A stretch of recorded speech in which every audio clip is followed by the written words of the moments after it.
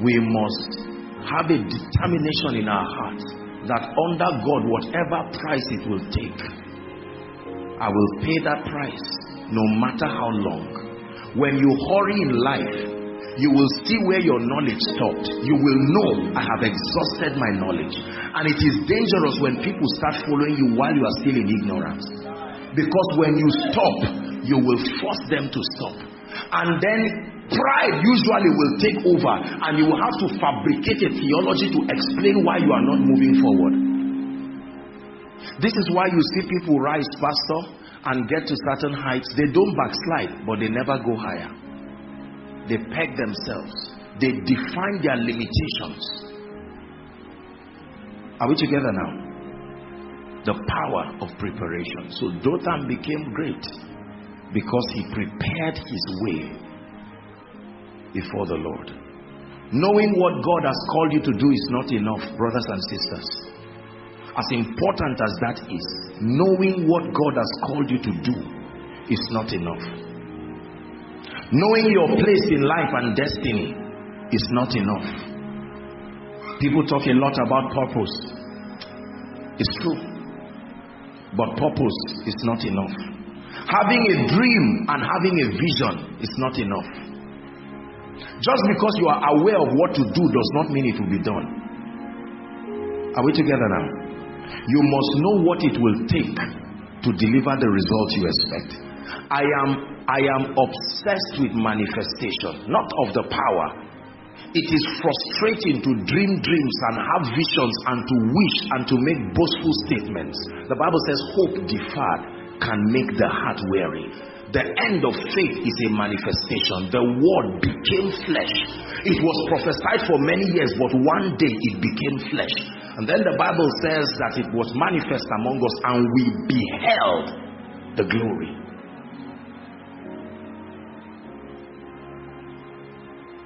You must know what it takes to actualize every desire that you have. Otherwise, it will never come to pass. Your pastor, we are celebrating this dear man of God today, not just because he was sent to Mina. Are we together? But because he paid the price. I had the opportunity to have been with him at the foundational periods of this ministry, and I can't tell you firsthand some of the sacrifices that went through, months of prayer, understanding, piecing together the information and the truths that will take to bring the level of dominion that we now enjoy. Not everything in the kingdom is a gift. You've heard me say it. There are things that are rewards. If everything is a gift, what then is the reward of obedience? Are we together now? This morning service is a call, not just to celebrate a man, but that you be inspired, not just by his results, but the sacrifices behind it. Are we together now? Yes. This appreciation service, I really believe, would have would achieve its aim if on one side we celebrate pastor, but that you walk out of this place today with a determination and say, look, for many years I've written all kinds of visions. I have volumes of books. There are people, their whole lives are full of writing prophecies. God said this, just watch and see. And they keep growing old, just watch and see. I tell you, just watch and see. Paul said, this charge I give unto you, my son Timothy, that you war a good warfare with the prophecy. You do something about them to make them happen. And that something is preparation. You can have all the dream in the realm of the spirit, it will stop there. There is a system of translating those realities to find expression. Every man you see today that you admire, that inspires your life, went through this route. There is a relationship between the cross and the throne. There is a relationship between the cross and the throne. I know this may not be comfortable for all of us. The way to the cross, the throne, is the cross. There is a relationship between Goliath and the throne. There is a relationship between the wilderness and the palace. There is a relationship between Adullam and the place of greatness. There is a relationship between Pharaoh's presence and the prison. Do not let death scare you. The word death must not be used in a negative sense. The same place resurrection happens is where death happens. They all are in the same place. There is a relationship between death and glory. He said, verily, verily, I say unto you, please listen to me, except a corn of wheat falls to the ground and does what? There is no beauty in death. There is no packaging in death. It doesn't matter the size of the seed, it will still die. But from that death, something begins to happen. All of a sudden, you look at a bare ground, and for days you don't see anything. Sometimes weeks. And then something begins to shoot up. Something has happened. A connection between that seed and the earth. And it begins to spring forth and rise. This is how men grow in this kingdom.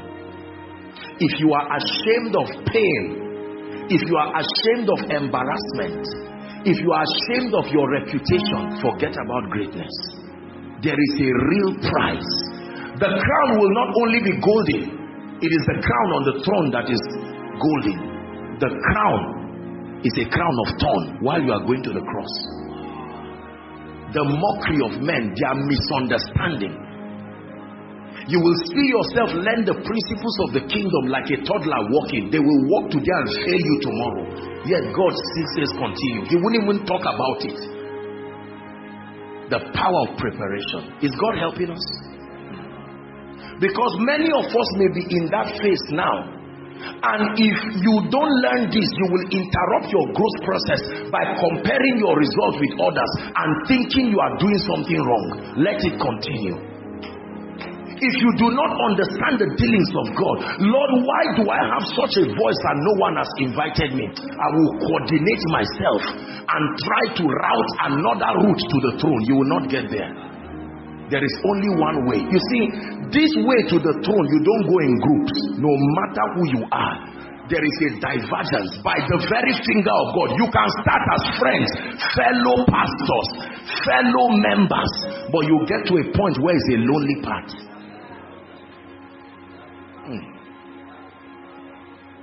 There are times in your life where you don't even know whether your prayers are answered or not. There are times in your life when your gift does not even bless you. And while you are about to doubt it, God sends a man and you use it on him to bless him. Then he returns back to let you know he's aware of what he's doing. Is my God and his name is Yahweh. Your name is Yahweh. Yahweh. You're my God and your name is Yahweh. Your name is Yahweh. Yahweh. Pastor, I remember years ago when I would go to minister. I remember one time it was rainy, no protocol, no nothing. I went there to the church, and when I got there, they didn't even know I was the one who was invited. The rain had drenched me, prayed and fasted, dry fast 3 days. Yeah. Was ready to go and bless the people of God in the rain. I stood in front of the church there. They asked me to wait there, and they had to shift some people to prepare a seat. You see that? And then they were acting drama, they were laughing, they were doing a lot of things, and I came in that rain, and when I was about to collect the mic, they quickly whispered that, sorry, time has gone, I have 15 minutes, I should just charge and give an exhaustion. And immediately I finished, the man just dipped his hand in his pocket as though he was bribing me. He said, I should just take a bike. Don't you think when you see certain levels of glory, you will think people just jump processes? Nobody jumps a process. It's just that the glory was designed to so clean you, there will be no trace of the cross. But there is a reason why the scar is still in the hands of Jesus. That scar, don't rush seasons. You will miss what you are running away from today. because it will be the only restriction. The level of glory that comes upon you will require you looking at the scar to still remain. There is a level people will honor you. You get to a point where no man can rebuke you because of the level of grace and honor. Then God takes you to the secret place and says, remember the scar. I left that scar so that when you are about to go out of your orbit spiritually, I back. Remember the scar. The glory of the throne can be so much if there is no scar. It's a blessing. It's a proof you pass correctly. A scar is your passport. Let no man trouble me, for I bear.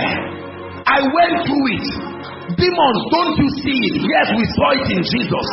We saw it in Paul. Mr. Man, you are packaging, but where is the scar? The symbol, the testament of a season of training. Forget about the shoes and the clothes. Every great man is not a fool. There was a day in my life, you've heard me say it, when I will buy bread, 10 naira with granite inside, and then with ginger.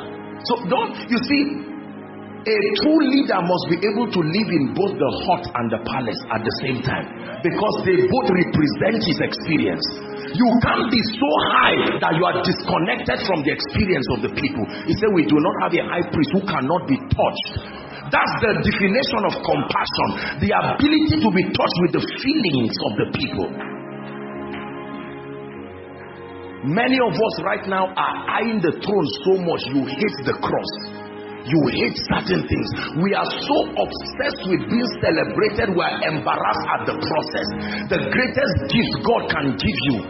There are people that no prophetic word can train them. Pain is the language allocated for that kind of destiny. The greatness of the destiny requires pain. It's not demonic oppression, it is the voice of God.